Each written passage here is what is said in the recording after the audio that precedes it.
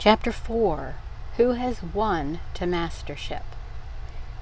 What I say? I speak true when I say dat buck two devils. This was Francois's speech next morning when he discovered Spitz missing and Buck covered with wounds. He drew him to the fire and by its light pointed them out. "Dat Spitz fight like hell," said Perrault as he surveyed the gaping rips and cuts. "And dat Buck fight like two hells," was Francois's answer. "And now we make good time. No more Spitz, no more trouble, sure." While Perrault packed the camp outfit and loaded the sled, the dog driver proceeded to harness the dogs. Buck trotted up to the place Spitz would have occupied as leader, but Francois, not noticing him, brought Sol-leks to the coveted position. In his judgment, Sol-leks was the best lead dog left. Buck sprang upon Sol-leks in a fury, driving him back and standing in his place. Hey, Francois cried, slapping his thighs gleefully. "Look at dat Buck. Him kill dat Spatz. Him tink dat take de job." "Go away, Chook," he cried, but Buck refused to budge. He took Buck by the scruff of the neck, and though the dog growled threateningly, dragged him to one side and replaced Sol-leks. The old dog did not like it, and showed plainly that he was afraid of Buck. Francois was obdurate, but when he turned his back, Buck again displaced Sol-leks, who was not at all unwilling to go. Francois was angry. "Now, by gar, I fix you," he cried, coming back with a heavy club in his hand. Buck remembered the man in the red sweater, and retreated slowly, nor did he attempt to charge in when Sol-leks was once more brought forward. But he circled just beyond the range of the club, snarling with bitterness and rage, and while he circled, he watched the club so as to dodge it if thrown by Francois, for he was become wise in the way of clubs. The driver went about his work, and he called to Buck when he was ready to put him in his old place in front of Dave. Buck retreated 2 or 3 steps. Francois followed him up, whereupon he again retreated. After some time of this, Francois threw down the club, thinking that Buck feared a thrashing. But Buck was in open revolt. He wanted not to escape a clubbing, but to have the leadership. It was his by right. He had earned it, and he would not be content with less. Perrault took a hand. Between them, they ran him about for the better part of an hour. They threw clubs at him. He dodged. They cursed him, and his fathers and mothers before him, and all his seed to come after him down to the remotest generation, and every hair on his body and drop of blood in his veins. And he answered curse with snarl and kept out of their reach. He did not try to run away, but retreated around and around the camp, advertising plainly that when his desire was met, he would come in and be good. Francois sat down and scratched his head. Perrault looked at his watch and swore. Time was flying, and they should have been on the trail an hour gone. Francois scratched his head again. He shook it and grinned sheepishly at the courier, who shrugged his shoulders in sign that they were beaten. Then Francois went up to where Sol-leks stood and called to Buck. Buck laughed, as dogs laugh, yet kept his distance. Francois unfastened Sol-leks' traces and put him back in his old place. The team stood harnessed to the sled in an unbroken line, ready for the trail. There was no place for Buck save at the front. Once more Francois called, and once more Buck laughed and kept away. "Throw down the club," Perrault commanded. Francois complied, whereupon Buck trotted in, laughing triumphantly, and swung around into position at the head of the team. His traces were fastened, the sled broken out, and with both men running, they dashed out onto the river trail. Highly as the dog driver had forevalued Buck with his 2 devils, he found, while the day was yet young, that he had undervalued. At a bound, Buck took up the duties of leadership, and where judgment was required, and quick thinking and quick acting, he showed himself the superior even of Spitz, of whom Francois had never seen an equal. But it was in giving the law and making his mates live up to it that Buck excelled. Dave and Sol-leks did not mind the change in leadership. It was none of their business. Their business was to toil, and toil mightily, in the traces. So long as that were not interfered with, they did not care what happened. Billy, the good-natured, could lead for all they cared, so long as he kept order. The rest of the team, however, had grown unruly during the last days of Spitz, and their surprise was great now that Buck proceeded to lick them into shape. Pike, who pulled at Buck's heels and who never put an ounce more of his weight against the breastband than he was compelled to do, was swiftly and repeatedly shaken for loafing, and ere the first day was done he was pulling more than ever before in his life. The first night in camp, Joe, the sour one, was punished roundly, a thing that Spitz had never succeeded in doing. Buck simply smothered him by virtue of superior weight, and cut him up till he ceased snapping and began to whine for mercy. The general tone of the team picked up immediately. It recovered its old-time solidarity, and once more the dogs leaped as one dog in the traces. At the Rink Rapids, 2 native huskies, Teak and Kuna, were added, and the celerity with which Buck broke them in took away Francois's breath. "Never such a dog as dat Buck," he cried. "No, never. Heem worth $1,000 by gar. Eh? What you say, Perot?" And Perot nodded. He was ahead of the record then, and gaining day by day. The trail was in excellent condition, well packed and hard, and there was no new-fallen snow with which to contend. It was not too cold. The temperature dropped to 50 below zero and remained there the whole trip. The men rode and ran by turn, and the dogs were kept on the jump, with but infrequent stoppages. The 30-mile river was comparatively coated with ice, and they covered in one day, going out, what had taken them 10 days coming in. In one run they made a 60-mile dash from the foot of Lake LaBerge to the White Horse Rapids, across Marsh, Tagish, and Bennett, 70 miles of lakes. They flew so fast that the man whose turn it was to run towed behind the sled at the end of a rope, and on the last night of the second week they topped White Pass and dropped down the sea slope with the lights of Skagway and of the shipping at their feet. It was a record run. Each day for 14 days they had averaged 40 miles. For 3 days Perot and Francois threw chests up and down the main street of Skagway and were deluged with invitations to drink, while the team was the constant center of a worshipful crowd of dog-busters and mushers. Then 3 or 4 Western bad men aspired to clean out the town, were riddled like pepper boxes for their pains, and public interest turned to other idols.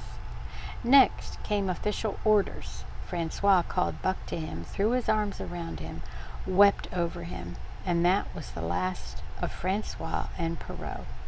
Like other men, they passed out of Buck's life for good. A Scotch half-breed took charge of him and his mates, and in company with a dozen other dog teams he started back over the weary trail to Dawson. It was no light running now, nor a record time, but heavy toil each day, with a heavy load behind, for this was the mail train, carrying word from the world to the men who sought gold under the shadow of the pole. Buck did not like it, but he bore up well to the work, taking pride in it after the manner of Dave and Sol-leks, and seeing that his mates, whether they prided in it or not, did their fair share.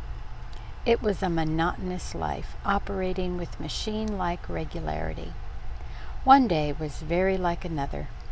At a certain time each morning the cooks turned out, fires were built, and breakfast was eaten. Then, while some broke camp, others harnessed the dogs, and they were under way an hour or so before the darkness fell, which gave warning of dawn. At night camp was made. Some pitched the flies, others cut firewood and pine boughs for the beds, and still others carried water or ice for the cooks. Also, the dogs were fed. To them, this was the one feature of the day, though it was good to loaf around after the fish was eaten for an hour or so with the other dogs, of which there were 50 and odd. There were fierce fighters among them, but 3 battles with the fiercest brought Buck to mastery, so that when he bristled and showed his teeth, they got out of his way. Best of all, perhaps, he loved to lie near the fire, hind legs crouched under him, forelegs stretched out in front, head raised, and eyes blinking dreamily at the flames. Sometimes he thought of Judge Miller's big house in the sun-kissed Santa Clara Valley, and of the cement swimming tank, and Isabel the Mexican hairless, and Toots the Japanese pug. But oftener he remembered the man in the red sweater, the death of Curly, the great fight with Spitz, and the good things he had eaten or would like to eat. He was not homesick. The Sunland was very dim and distant, and such memories had no power over him. Far more potent were the memories of his heredity that gave things he had never seen before a seeming familiarity, the instincts, which were but the memories of his ancestors become habits, which had lapsed in later days and still later in him, quickened and became alive again. Sometimes as he crouched there, blinking dreamily at the flames, it seemed that the flames were of another fire, and that as he crouched by this other fire, he saw another and different man from the half-breed cook before him. This other man was shorter of leg and longer of arm, with muscles that were stringy and knotty rather than rounded and swelling. The hair of this man was long and matted, and his head slanted back under it from the eyes. He uttered strange sounds and seemed very much afraid of the darkness, into which he peered continually, clutching in his hand, which hung midway between knee and foot, a stick with a heavy stone made fast to the end. He was all but naked, a ragged and fire-scorched skin hanging part way down his back, but on his body there was much hair. In some places across the chest and shoulders and down the outside of the arms and thighs it was matted into almost a thick fur. He did not stand erect, but with trunk inclined forward from the hips, on legs that bent at the knees. About his body there was a peculiar springiness or resiliency, almost cat-like, and a quick alertness as of one who lived in perpetual fear of things seen and unseen. At other times this hairy man squatted by the fire with head between his legs and slept. On such occasions his elbows were on his knees, his hands clasped above his head as though to shed rain by the hairy arms. And beyond that fire, in the circling darkness, Buck could see many gleaming coals, 2 by 2, always 2 by 2, which he knew to be the eyes of great beasts of prey, and he could hear the crashing of their bodies through the undergrowth, and the noises they made in the night. And dreaming there by the Yukon bank with lazy eyes blinking at the fire, these sounds and sights of another world would make the hair to rise along his back and stand on end across his shoulders and up his neck, till he whimpered low and suppressedly, or growled softly, and the half-breed cook shouted at him, "Hey, you Buck, wake up!" whereupon the other world would vanish, and the real world came into his eyes, and he would get up and yawn and stretch as though he had been asleep. It was a hard trip, with the mail behind them, and the heavy work wore them down. They were short of weight and in poor condition when they made Dawson, and should have had a 10 days or a week's rest at least. But in 2 days' time they dropped down the Yukon bank from the barracks, loaded with letters for the outside. The dogs were tired, the drivers grumbling, and to make matters worse, it snowed every day. This meant a soft trail, greater friction on the runners and heavier pulling for the dogs. Yet the drivers were fair through it all and did their best for the animals. Each night the dogs were attended to first. They ate before the drivers ate, and no man sought his sleeping robe till he had seen to the feet of the dogs he drove. Still their strength went down.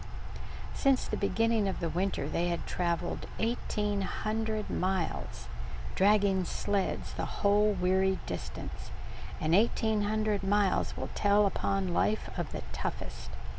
Buck stood it, keeping his mates up to their work and maintaining discipline, though he too was very tired. Billy cried and whimpered regularly in his sleep each night. Joe was sourer than ever, and Sol-leks was unapproachable, blind side or other side. But it was Dave who suffered most of all. Something had gone wrong with him. He became more morose and irritable, and when camp was pitched, at once made his nest, where his driver fed him. Once out of the harness and down, he did not get on his feet again till harness up time in the morning. Sometimes in the traces, when jerked by a sudden stoppage of the sled, or by straining to start it, he would cry out with pain. The driver examined him, but could find nothing. All the drivers became interested in his case. They talked it over at mealtime, and over their last pipes before going to bed. And one night they held a consultation. He was brought from his nest to the fire, and was pressed and prodded till he cried out many times. Something was wrong inside, but they could locate no broken bones, could not make it out. By the time Cassiar Bar was reached, he was so weak that he was falling repeatedly in the traces. The Scotch half-breed called a halt and took him out of the team, making the next dog, Sol-leks, fast to the sled. His intention was to rest Dave, letting him run free behind the sled. Sick as he was, Dave resented being taken out, grunting and growling while the traces were unfastened, and whimpering broken-heartedly when he saw Sol-leks in the position he had held and served so long. For the pride of trace and trail was his, and sick unto death he could not bear that another dog should do his work.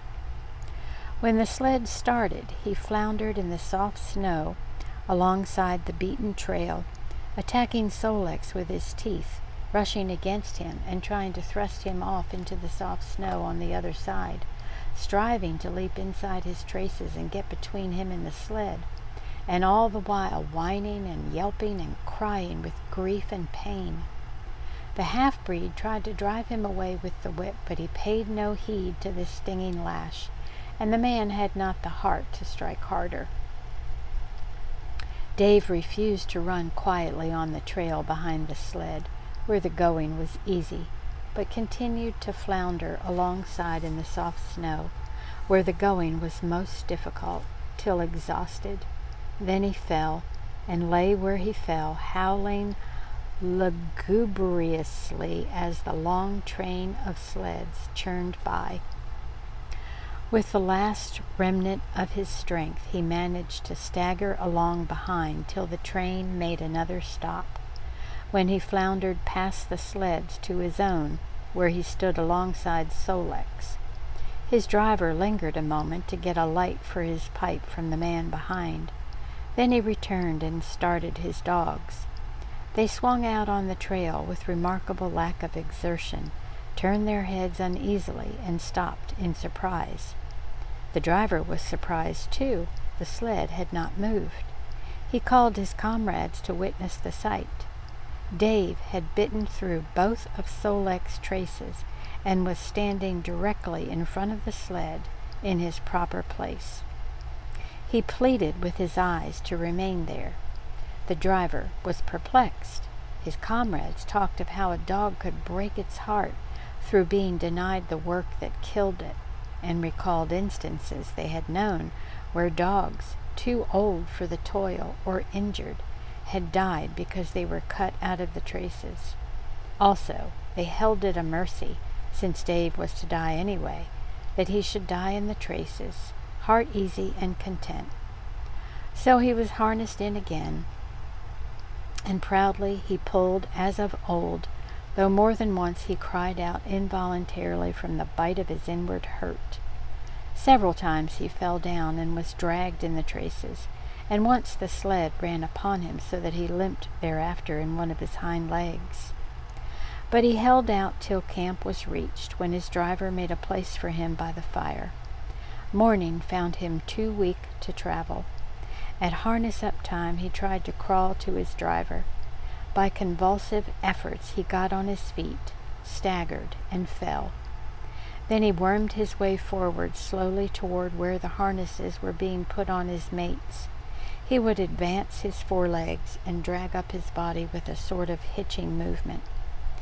When he would advance his forelegs and hitch ahead again for a few more inches, his strength left him, and the last his mates saw of him he lay gasping in the snow and yearning toward them. But they could hear him mournfully howling till they passed out of sight behind a belt of river timber. Here the train was halted. The Scotch half-breed slowly retraced his steps to the camp they had left. The men ceased talking. A revolver shot rang out. The man came back hurriedly. The whips snapped. The bells tinkled merrily. The sleds churned along the trail, but Buck knew, and every dog knew, what had taken place behind the belt of river trees. Until next time.